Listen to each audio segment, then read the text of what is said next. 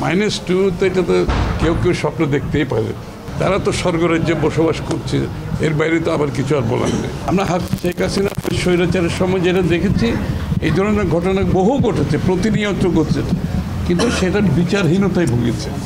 তা আজকে দেখছি এতদিন পরে এসে এত বড় ত্যাগের পরও আবারও একটা বিচারহীনতার প্রবণতা এখানে দেখা যাচ্ছে। কাউকে রাজনৈতিক কর্মকাণ্ড চালাতে হয়, কারোর জন্য যদি সেই সুবিধা সৃষ্টি করতে হয়, তাহলে তো শেখ হাসিনা যাওয়ার দরকার ছিল না, শেখ হাসিনাকে বিদায় করার দরকার ছিল না। তাকে বিদায় করার একমাত্র উদ্দেশ্য হচ্ছে আজকে একটা লেভেল প্লেইং ফিল্ড হবে, আর যারা সবার জন্য রাজনীতি উন্মুক্ত থাকবে, সবাই অংশগ্রহণ করবে, জনগণের কাছে যাবে, জনগণ যাদেরকে নির্বাচিত করবে তারা সংসদে যাবে, সরকারে যাবে, তারা দেশের মানুষের ম্যান্ডেট নিয়ে দেশের মানুষ কি পরিবর্তন চায়, কি সংস্কার চায় সেটা পূরণ করবে। এটাই তো রাজনীতি, এটাই তো গণতন্ত্র। এর বাইরে যাওয়ার তো কোনো সুযোগ নাই। কিন্তু এর বাইরে গিয়ে যারা নতুনভাবে খেলাধুলা শুরু করছে, যারা পৃষ্ঠপোষকতায় এই ধরনের খেলাধুলা শুরু করেছে, তাদের প্রতি আমার অনুরোধ, এখনও সময় আছে, সঠিক রাজনীতি, একটা লেভেল প্লেইং ফিল্ড এবং একটি শান্তিপূর্ণ, একে অপরের প্রতি শ্রদ্ধা রেখে, সম্মান রেখে আমরা যাতে আগামী দিনের রাজনীতি করতে পারি, সেটাই বাংলাদেশের মানুষের প্রত্যাশা। আমরা সবাই মিলে সেদিকে এগিয়ে যাই। সবাইকে বিচ্ছিন্ন ঘটনা মনে করেন নাকি পরিকল্পিত ষড়যন্ত্র, যেখানে -2 ফর্মুলার কথাও বারবার করে আসে?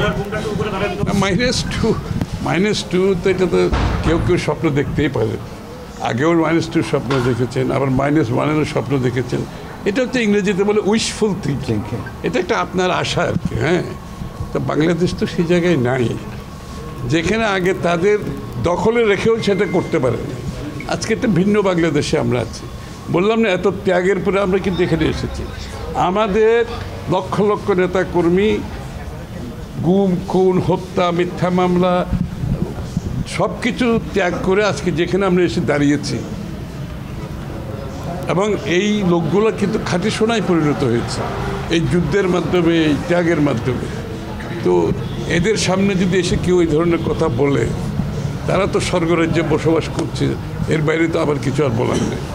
সুতরাং সেখান থেকে বেরিয়ে আসুন। আমি একটু আগে যেটা বলেছি, রাজনীতি করতে চাইলে আপনি পরস্পরের প্রতি সম্মানবোধ রেখে, পরমতের আরেকজনের মতকে রেসপেক্ট করে, সহিষ্ণুতা রেসপেক্ট করতে হবে, সহিষ্ণুতাটা আরেকজনের মতকে রেসপেক্ট করতে হবে।